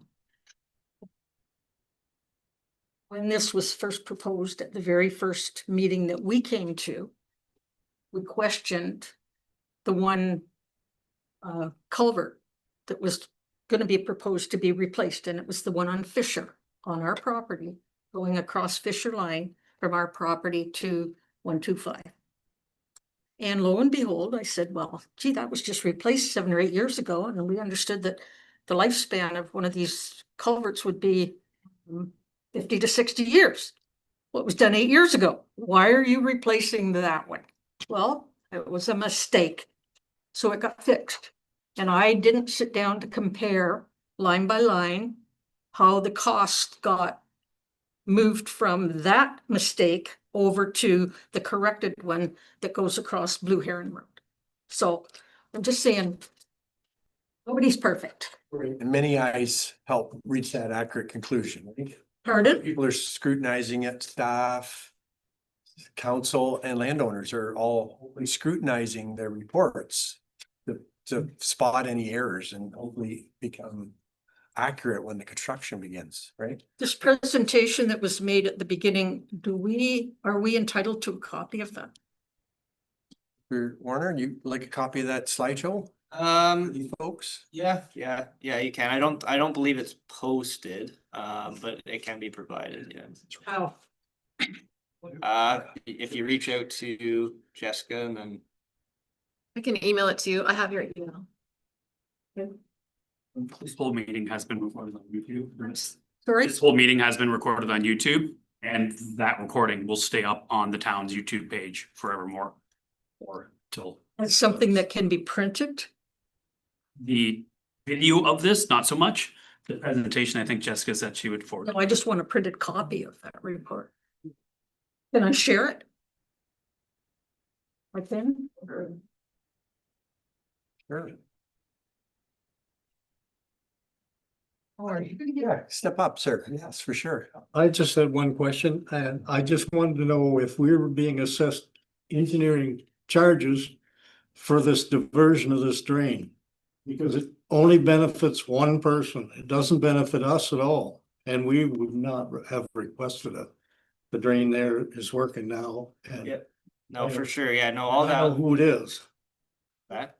that requested this diversion. Yeah, it was the landowner. No, all the costs associated with the diversion, so the allowances, contingency, engineering, inspection, contracting, everything's been allocated to that property. So this other character is paying us. We're not being assessed engineering costs for that. That's correct. Yep. none, Then none. Where does $5,800 come from then? Yeah, it was outlined in the report, but there was no allocation for the move off. Lystra. Good evening. Sorry I'm late. I'm a farmer and we're trying to get some farming done, so. Yes. Anyways, do we get a copy of the petition that Jim signed? Can we get a copy of that? We should have a copy. It'll be on, Oh, we gotta look it up. I'd like a copy. I don't wanna have to go looking for it. Like, I'm busy this time of year, guys. Sorry. This is a terrible time of year to have any drainage meetings. I've said this once and I'll say it again. You say that at every meeting though. I know, but it's like, you know, this stuff. Time of year, any time of day. And, you know, guys don't have time to be here type thing. So anyways, I've spoke to all the neighbors, the upstream neighbors. Anyways, I will agree with what you're saying. I feel as if the process of how this was done isn't exactly correct. I still think this should be a minor improvement. It's cookie cutter minor improvement, which means the landowner that wants to do move the drain or realign the drain should be bearing 100% of the cost, right? I'm not against the whole, you know, re-engineering the ditch and everything, even though it's unnecessary. You could have replaced those culverts without having to re-engineer it all. They could have just been done under maintenance, right? We know that's 100% for sure. And no, shouldn't even be an argument about that. But anyways, so we're going to reassess or we're going to do this whole drain thing. That's fine. It's an upstream landowner. I don't have a problem with that. What I do have a problem with is the fact that we're going to go cut through the center of a bush and now we're going to have to maintain a drain through the center of a bush. Why would you not move the drain just along the side of the bush? Then we wouldn't have to worry about excessive costs for brushing because all us upstream landowners are going to have to pay extra costs. And I've spoken to every upstream landowner besides myself. The only ones I haven't talked to are Barb and Wayne. And how about this? And every single one is like, yeah, it's the biggest thing is it's going to cost us more money down the road to maintain this drain, 100% for sure. We've already maintained, this is probably one of the best maintained drains already in Plympton-Wyoming, realistically, right? It's had more maintenance than any other drain that I can remember. And that's fine. Like the drains, I'm not against maintenance. I'm not against paying my share. And it's this culvert to nowhere that really irks me. There's a culvert that goes, I don't know, is it a number 11? It is. And when you say, oh, no, you're not paying for it, 100% of us, we're paying 100% of the cost of that culvert. How much like whatever, Felix, what's his farm, whatever. Yeah, whatever his farm name is, you know, he's not getting assessed on the drain, so why put it there? And I'm still, like, as a design thing, I'm totally against the design. So I would like to know too, is what do we have to do to petition or to appeal the design, like do a design appeal, right? Because we're entitled to that, right? And but yeah, as far as the assessment of that culvert, like I think it's an absolutely unnecessary culvert. It's an accessory culvert or it's not needed to access the property. Right. And that's what Stop you just for a minute, Chris. You touched on a number of things there. Maybe we'll let Josh jump in for a minute, answer a few, and then you can continue. Yeah, so in terms of the appeals, you can reach out to Ryan and look at your appeal options. I do just want to stick to the Court of Revision matters. So in terms of the assessment of culvert number 11, you missed it, but the presentation basically outlined there's two other culverts that are very similar in that the entire property can be accessed without the culvert. But the way we assess it, and which is standard practice in the area, is one culvert per municipal drain is at a shared cost. And that's the rationale that we used on culvert number 11. Now, if the existing culvert location or the existing culvert in the existing location was in good shape, that would be a different story. Then we'd be assessing 100% to that landowner as well. But because it wasn't, that culvert's been assessed at a shared cost. How much is he getting assessed on that culvert? It's because it's getting moved to a different portion of the property, so now he's not draining anything through it. I'm just totally against that culvert. I think it's never gonna be used. It doesn't serve a purpose. You know, like I'm a farmer, I have large machinery. I could never use a culvert like that. You might be able to roll out of the field picking rocks or something, but it doesn't really benefit like pulling a sprayer in or anything like that. Cause it's gonna be jammed right in the corner, right? Yeah, I mean, and so the landowner requested it, so we included it in the report. That landowner is paying 17,000, just like every single other culvert on the drain for that culvert. He sees that value in it or not, that's up to him, but he requested the culvert and we assessed it. Okay, but I understand though, like, that's when you're saying. When you were saying earlier, these guys aren't assessed on anything, but that seems to be like the majority of what we're paying for, that's unnecessary, right? So the assessment, or the issue I have with the assessment is the fact that it's gonna cost us more to maintain this drain in the future.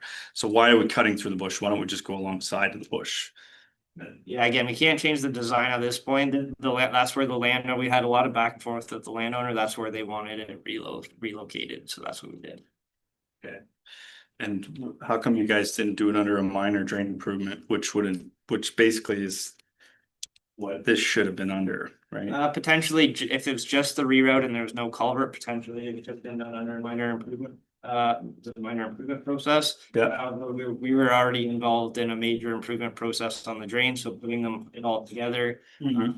Results in a savings for everybody, right?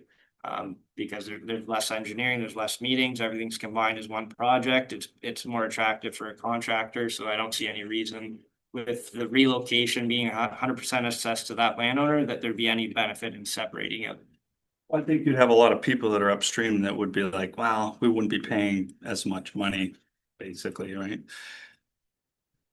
Yeah, like I said, nobody's been assessed for the relocation. I don't, other than the The culvert. culvert, though, he would have been assessed for that. Like if he did it under a minor drain improvement, that's his baby, that culvert. We wouldn't be able to do that culvert under a minor improvement process. Why is that? Because it would be at a shared cost. Okay, so you're saying whether they went on a minor drain improvement or not? Well, I guess if the drainage, because it'd be a separate project, it'd only affect that one property. The only reason it would be need to be replaced is because it's gonna be obsolete, right? In which case you probably. I mean, the thing about a minor drain improvement is he pays all the costs, right? Which is more fair in this situation, right? Like, I don't have a problem paying for culverts and stuff that go through farms. These guys, they need access to their properties and stuff. And I have no problem paying my share on this drain. But said, I'm up here speaking for every other landowner. I've talked to every single person up the stream and everybody's on the same page. Hey, can I put your name down or can I say I'm representing you? Absolutely. So it's not just me who's a little bit like, why are we putting this? And it's just the culvert. That's really what the sticking point is. So, I mean, what's the next step then in our to appeal the design then? yeah, I mean, I guess first step would be if there's any other questions, and then the court would decide about the assessments, and then afterwards, I suggest talking with Ryan about the appeal rate. Okay. So what exactly this meeting, like I said, this is the first time I've ever been to a court of revisions meeting, so usually we just go along with them and whatever, but like I said, I think we've had a lot of work done to the drains and there's a bit of drainage fatigue. People are starting to say, hey, you know what, maybe it's time we question some of the things that are going. Like that. we had one gentleman wanted one culvert changed, right? And now we got a $500,000 job on the go. Come on, guys. Realistically, it's ridiculous. It's putting a pin through a shirt with a sledgehammer. It doesn't make any sense. You know what I'm saying? Like, the drains need maintenance. I understand that. But this was not necessary.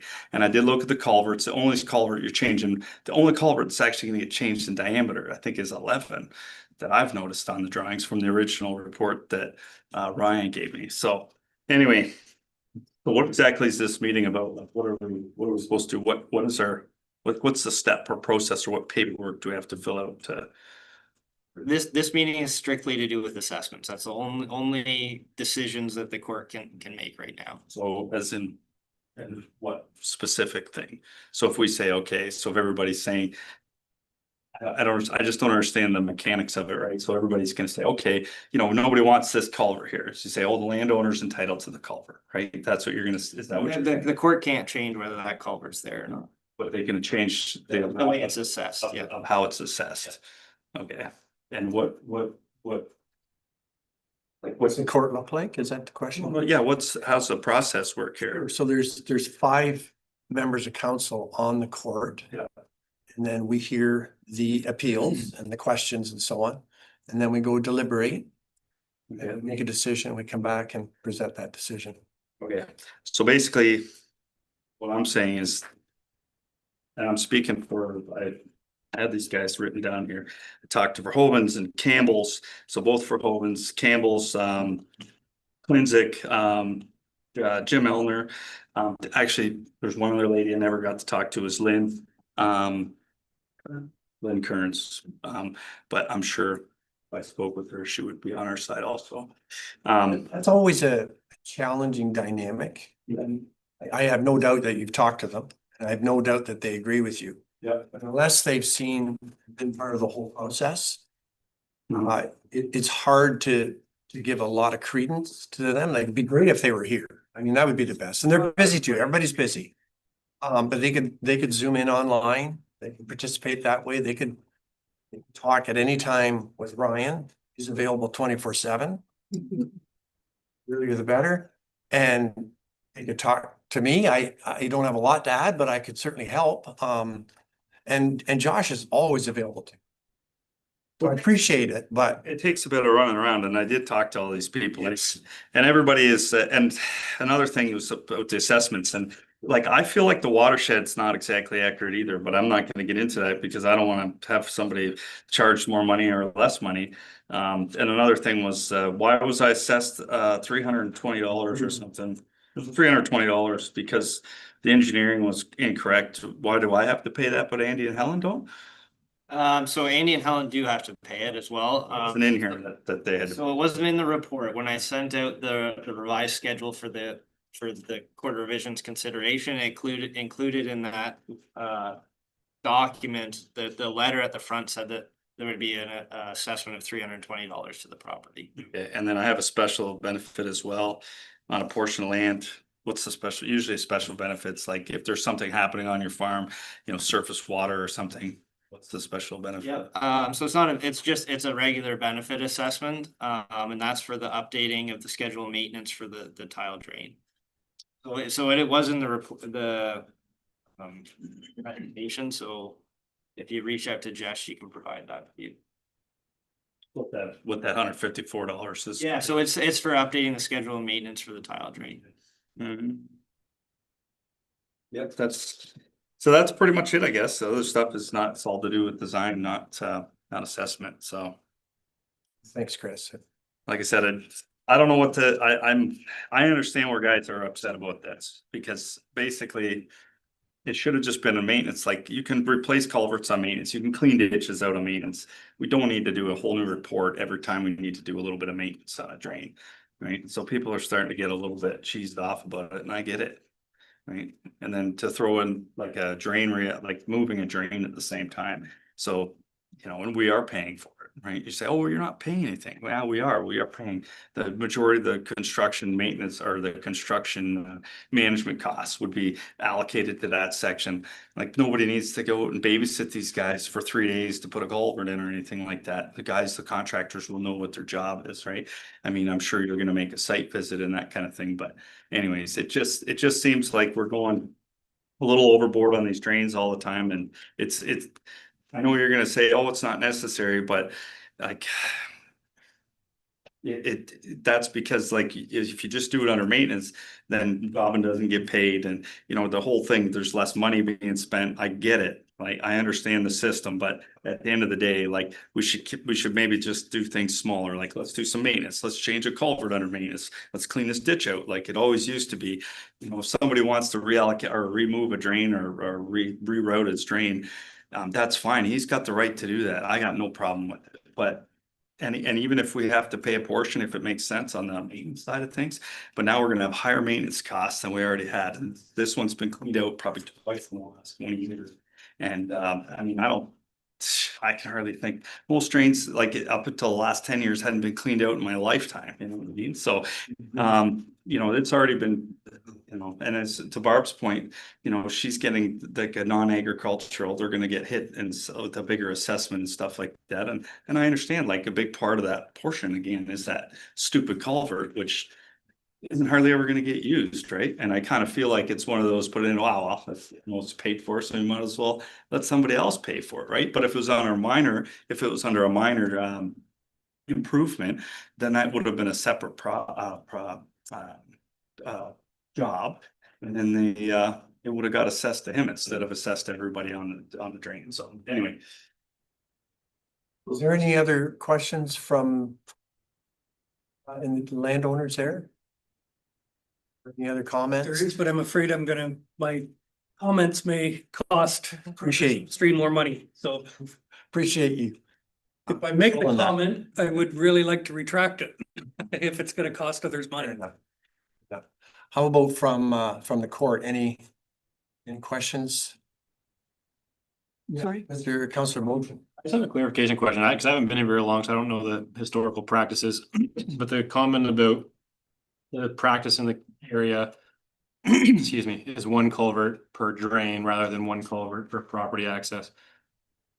Can I just get clarification on that? Like, is that the practice of the county of Plympton, that that's how every drain operates, every municipality in the county, or like, what's the kind of history behind that practice? Yeah, so the Drainage Act is a provincial act, so it doesn't necessarily specify in that, but it's up to each engineer's judgment. Like, all the engineers in this area utilize that, and that would be beyond just Lambton County. That'd be Chatham, Kent, Essex, Middlesex, all would be a similar rationale. So to be clear, it's more of a best practice, not necessarily a standard. Anything else, Councillor Moulton? That's it for now. Let Councilor Bailey go. Thank you. Councillor Basie? Yes, clarification on, you say with culverts and the access, the number 10, the one up in the corner. Yeah. That's It's not on that one. right on the dog leg, right by the new. Yeah, if you go to the presentation, there's. Which slide is? Yeah, next one. Oh, sorry, next slide. Yeah, right there. Yeah. Yeah. The exception to the, that's the one if you could clarify that a little bit. Yep, so so that property has two culverts. The reason being, so if culvert 10 wasn't there, there'd be a portion of the property that they could not access, just the way the drain is aligned. It crosses the property twice, right? So that it's this. Oh, to come south. This portion of that property would not be accessible That's, if that culvert wasn't there. And similarly, if this wasn't there, then this portion of the property wouldn't be accessible. So if this is best, sorry, excuse me, a moment. would it be cheaper to reroute around that culvert along the bush? Yeah, I mean, so that would be an option. The landowner did not request that. And we had reached out to them about Okay. potentially extending this, the reroute here Yeah. to there and then up. But that's not something that is proposed. Thank you. That's all I have. Thank you. Chris, did you? Oh, yeah, I was gonna say it's best practice. I have a farm with 2 drains through it. And there's not one culvert in it. And you guys had done work on them in the last decade. Twice, we had a new report for it, and that would be, I think that's Faulkner Ramsey, it might be called something different up there, but you didn't put any drains in or culverts across them, so I don't know, must not be must not be always practice then. It must have. I'm not saying it's best practice to install the culvert. The installation of a culvert at the request of a landowner, the assessment rationale is what I'm speaking to. Okay. And is there a difference in assessment for say Felix, if it, and I mean, I'm not picking on Felix, it's okay what he's doing, I just don't necessarily agree with this one culvert, right? And would it matter like where it is now, if he just replaced the culvert where it is, he'd have more water draining through it, so he'd have a higher assessment on it, right? Generally, where the culvert is located, the outlet assessment for that property is pretty minimal compared to the benefit assessment the property is receiving. So the culverts are assessed with a benefit assessment of $17,000. Depending where the culvert is, that will affect their outlet assessment, but it won't be large amount compared to the benefit they're receiving with the culvert. The movement of it on the property is Doesn't really affect their. it's not a huge amount, is what you're saying, yeah. Councilor Rodriguez, did you have any questions? Yes, I did. Thank you. So first one, the engineering fees for the future replacement culverts, I think you said there were 6 left. Sometime in the future. Yep. And then I kind of heard, you know, a new report might end up needing to be made because you don't know the lifespan of these. So I'm wondering, like, what is the lifespan of a future report? And do you feel that these 6 remaining culverts fit into that mold to justify why we're proactively charging that fee? Yeah, so a culvert will last anywhere typically between like 40 and probably 70 years. None of these culverts are new that we're sizing for future replacement. Therefore, I feel that, yeah, it is beneficial to size them now. The engineering's significantly lower than if we just did a single access, or a single report for a single access once it failed. Because at that point, it's too late. Ryan can't do it under maintenance. So that property is going to be without an access for a period of time. Yeah, and that was gonna be my second question. Obviously, would we also need to include it in here?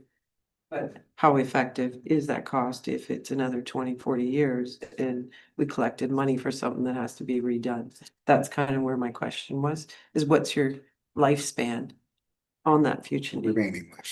Remaining lifespan. Yeah, I mean, the remaining lifespan on the culverts varies. Obviously, some have been done somewhat recently, some are older, so it could be between 5 and probably 25 or 30 years. And then the report would be valid during that time. The report will always be valid unless it's updated. The drainage superintendent at that time may see this report and say, oh, you know what, we should reinvestigate the sizing, but it's not required to reinvestigate the sizing.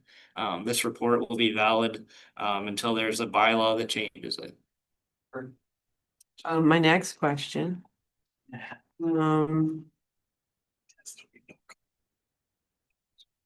If you had kept the drain relocation separate, would all costs be borne by that landowner? Is the benefiting property owner? You said it was more cost effective to bring in this landowner's request to relocate this culvert into this other project you were already doing. But if it hadn't been done on its own separately, would those costs still be shared by the benefiting landowners? Because of this, and keeping it out of the bigger scheme. So you're talking in terms of the culvert, not like the did relocate, yes. Yeah, so I wouldn't have proceeded with the minor improvement process on that portion of the project if I had known the landowner wanted an access culvert there, because it doesn't fit the minor improvement process because there's a culvert that would be at a shared cost. So a requirement under the minor improvement process is that all the costs are borne by the individual landowner. So that culvert there, it wouldn't have fit that mold. I see. So it wouldn't have qualified to start with, is what you're saying. And then my last question would be to Mrs. Stonehouse. You mentioned that you bore some costs of taking in some dirt. Yep, last year. The work was done last year. We're paying for Friday. $2,800. For maintenance. None of that was passed on upstream. Different problem. Oh, Yeah, just to clarify, it's the same drain. It was done, the clean out done under maintenance. oh, I see. It was done on our property. Okay. And we made the deal that keep the dirt on our land. We paid for that. We're paying for it on Friday. So I see. But it wasn't part of this particular. No. Okay. Maybe just before we take your question, Chris, could you speak to that charge? Like, I guess what I'm asking is, in some cases that a ditch clean out happens, the soil is placed along the side and then the landowner deals with it. This one sounds a little different to me. Can you explain that? Yeah, so this was Liz. I wasn't involved in that. Just because it was done under maintenance. If Ryan had any correspondence with Liz in regards to that. Yeah, and myself, I can say I don't know a lot about it. Generally, what Josh is saying is right. The spoil generally does remain. The report likely in that case, because it is a finished lawn, not a farm field, may have called for it in that portion to be trucked away. Either to an upstream or downstream farm or to an off-site dump site. But it sounds like you said we will take this dirt instead of you having to truck it away. So I think that's where that potential savings to the project was, maybe a few loads of material being trucked away. Oh, and to be clear, under the Drainage Act, if a property owner wants that soil trucked away due to their lawn being finished or other reasons, they typically pay that excess cost, correct? It oftentimes depends on how the engineer writes it in the report. I've seen some variations on it, depending from 90s to 2020s. Sometimes they just, like farther back in time, they would say, just spread this on the abutting farms. The east half of this finished lawn goes on the east farm, the west half goes on the west farm. It's only a small property, right? And then over time that changed where it needs to be trucked and the cost of that trucking gets assessed potentially directly to that property. So then that property, by accepting that soil, is saving themselves the cost of the trucking. Potentially, I don't think the current report, I think, was 69. Likely didn't speak to trucking the soil either way. Chris. So, sorry. To Barb's point was she got a, who had requested the maintenance on this drain last year. So last year or this year, the start of this year, right? It was the start of this year, it was last year. They cleaned this drain out. So now she herself had to pay $2,800 to have this drain cleaned out.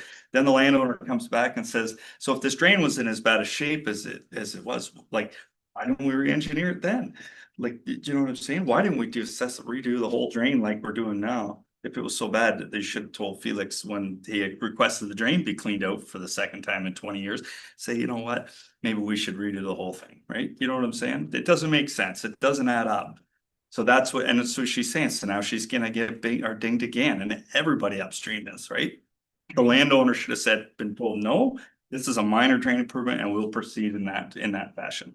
And I mean, I've got, like I said, well, you know my situation, so you know pretty well who's telling me what to say and when to say it. She's got a little pinky ring as well, and this is what she does for a living. And there's a process here, and it's not being followed to benefit the farmers or the landowners, and that's where we're upset. And I think, would you like to speak to that, Josh? Not extensively. I mean, we don't decide on the, we were appointed under 78 for a major improvement project. At the site meeting, the landowner requested the drain be rerouted, so that's what we did. If they wanted to make a request under a minor improvement, that landowner could have done so, but we proceeded with the request that was submitted to us at the site meeting. Okay. that's the decision you guys made, right? That's a decision you could have made. You could have went either way on it, right? And not you. I've discussed it at previous meetings. And I mean, I don't think, and everybody says the same thing. The only person at this meeting that you guys talk about, nobody else knew about it. Yeah, that's unfortunate. I don't know what happened there, but yeah, Felix was the only one that was present. So The landowner. part of the whole, what was this?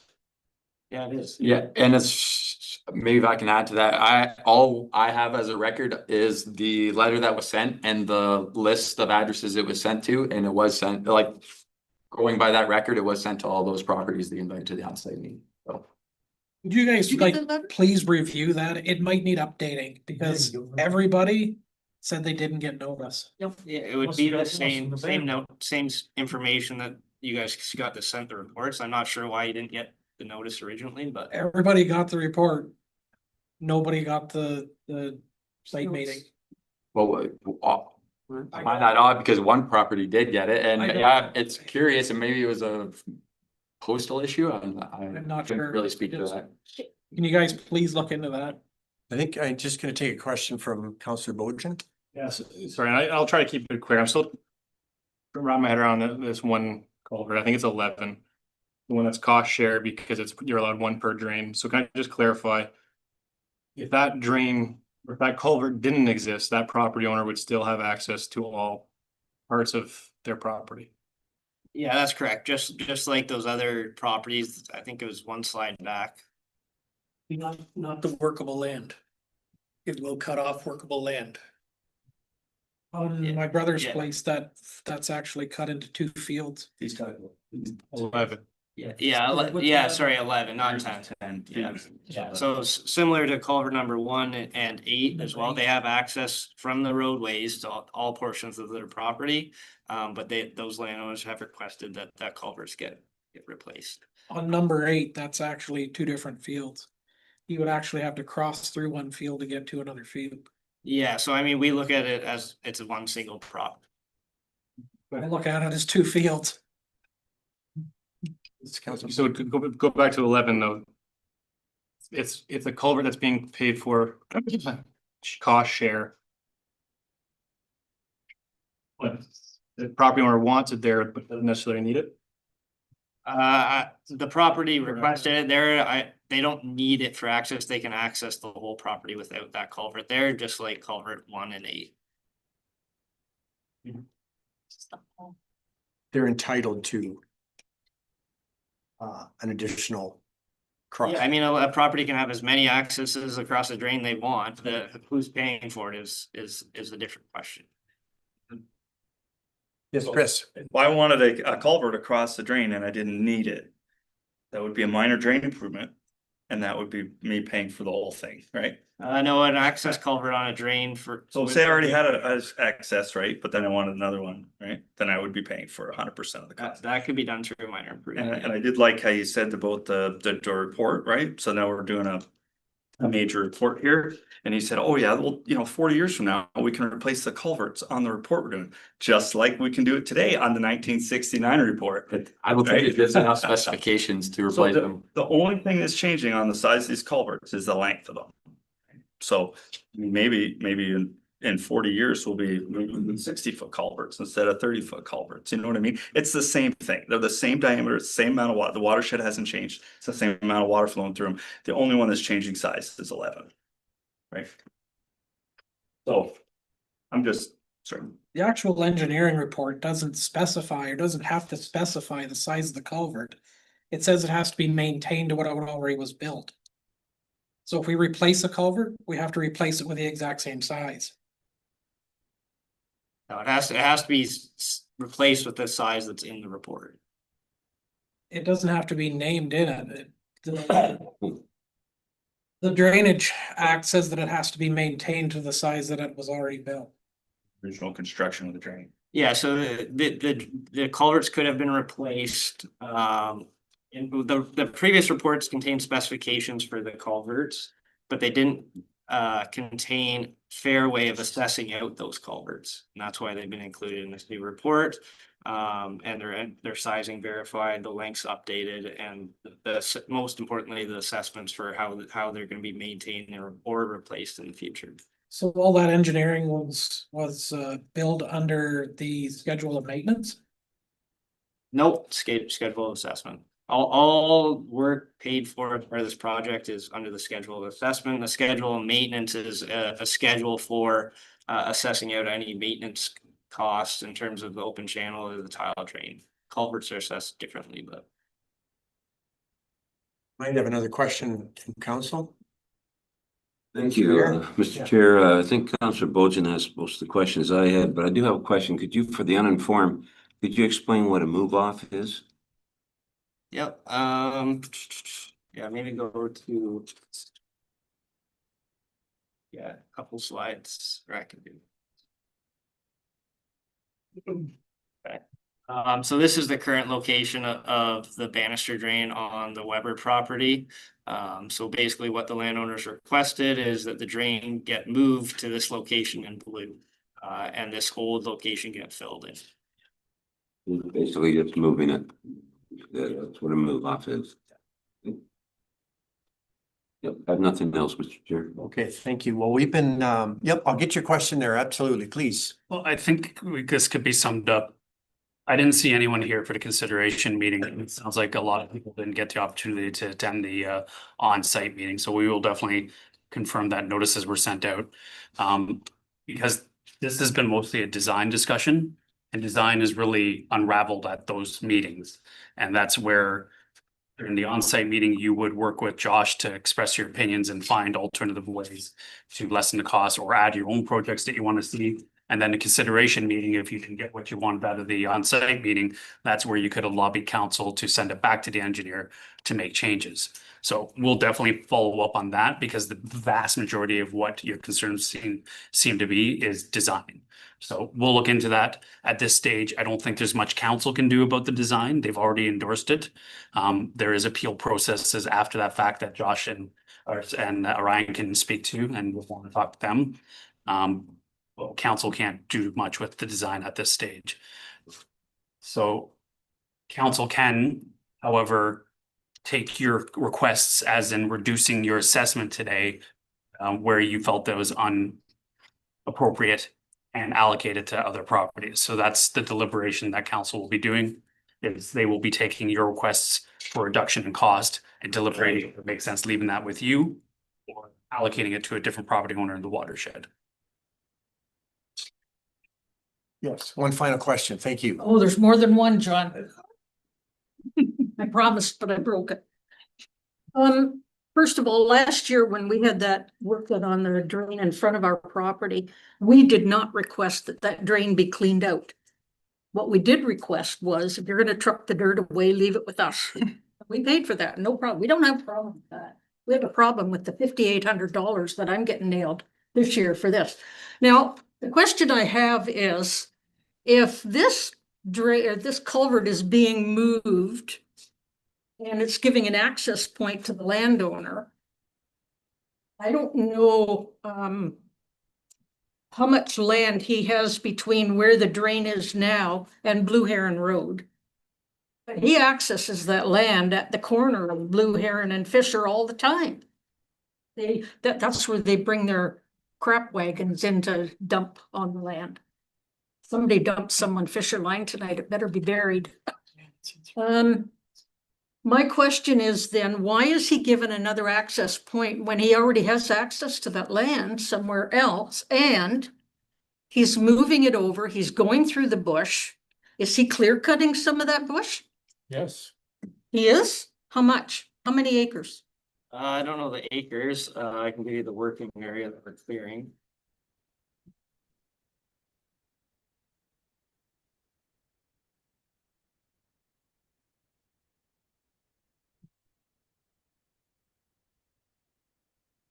So 22 meters wide. How many acres? I'm not sure. You're the engineer on this, you should know how many acres he's asking to clear cut on that property. Yeah, so it's 22 meters times the length where within the bush. I don't have my calculator. Neither do I. You don't have it anywhere in the report, how many acres is gonna be clear cut? For him to move this? You have dimensions though. Pardon? You have dimensions.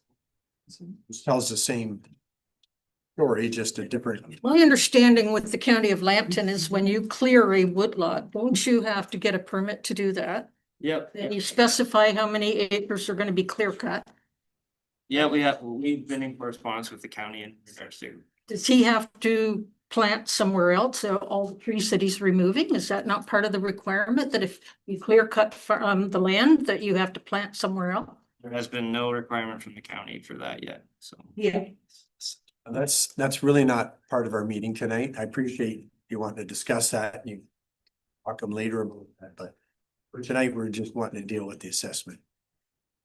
This access point, then getting back to that access point, the land between the drain that's there now, the existing drain line and the woodlot, the bush portion of it, that's always been farmed. Somebody's always farmed it. So somebody's got access to that land. So moving that culvert, I don't understand the rationale behind an access point, because he'll just come straight in off Fisher and Blue Heron, as he's always done.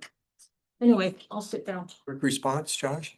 Yeah, like I said, I mean, they're entitled to an access. If he wants to request an access, then it'll be included in the report, the assessment rationales, as I mentioned before.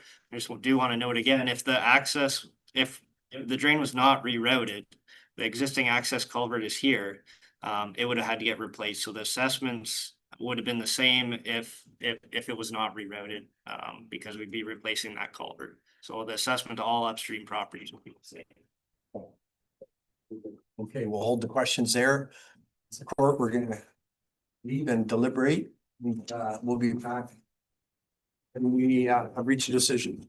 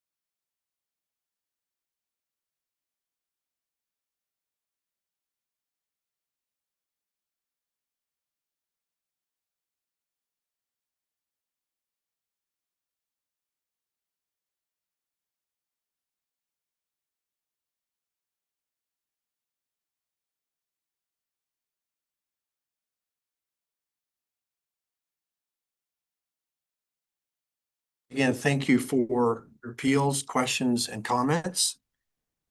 The concerns seem to be predominantly related to design, which we obviously couldn't discuss. However, we did discuss fully and took much consideration, but unanimously did not find enough validity to support the appeals to the assessment. The appellants will receive a letter with the next appeal steps and a copy of the motion. If you have any further questions about next steps, I really encourage you to reach out to either Ryan or Jessica. And they'll explain all the dynamics, the steps, if there's any fees involved, that type of thing for you. Motion in front of me signed by Councillor Vasey and seconded by Councillor Rodriguez that the court confirms the updated schedules in the as recommended for the court Bannister Drain Report 2025 dated October the 2nd, 2025. All in favor? That's carried.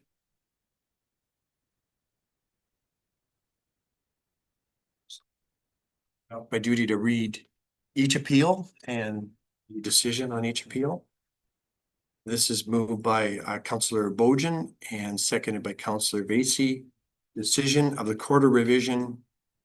Read the Bannister Drain decision pronounced on the 29th day of October 2025. Appeal A, appellant I Wright, lot 19, concession 9. Appeal summary, appealing other land or road has been assessed too low. Decision, the appeal is dismissed. Appeal B, appellant is J and B Wright, north half of lot 20, west 1/4 lot 21. The appeal summary, appealing other land or road has been assessed too low. Appealing our land has been assessed too high. Decision, the appeal is dismissed. Appeal C, the appellant is W and A, pardon me, W, A, B, and R Stonehouse, northeast 1/4 lot 21, concession 8. Appeal summary, appealing other land or road has been assessed too low. Our land has been assessed too high. Decision is appeal is dismissed. Appellant D, C Leicester East Part Lot 24, concession 8. Appeal summary, my land has been assessed too high. Decision, the appeal is dismissed. Appeal E, appellant Leicester Farms Limited, Lot 22, concession 8. Appeal summary, my land has been assessed too high. Decision, the appeal is dismissed. In favor? That's carried.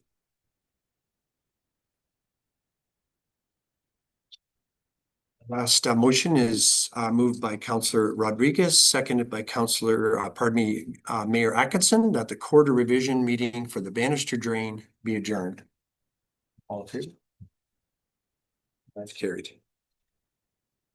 And that concludes drainage meeting, Mr. Mayor. Okay, thank you, Councillor. Then everybody goes back in. Thank you.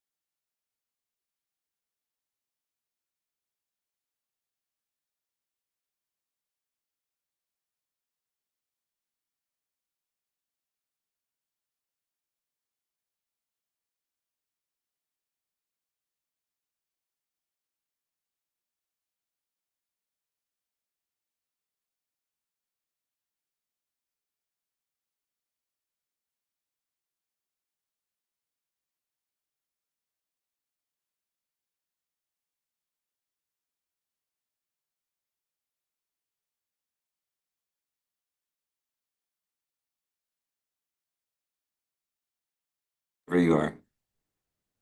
Okay, welcome back, everyone. I have a motion by Councilor Van Claveren, seconded by Councilor Wolvette. The council move into an in-camera meeting of council pursuant to section 239 of the Municipal Act 2001 is amended for the following reasons. Item A, solicitor-client privilege. Section 239, bracket 2, bracket F, advice subject to solicitor-client privilege, including communications necessary for that purpose. Item B, litigation matters. Section 239, bracket 2, bracket E, litigation or potential litigation, including matters before administrative tribunals, affecting the municipality or local board. Item C, personal matters, section 239, bracket 2, bracket B, personal matters about an identifiable individual, including municipal, local board employees.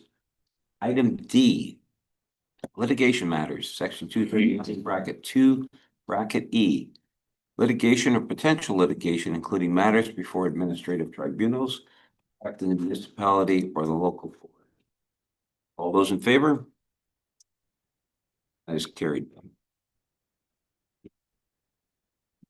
Now I'll go into in camera.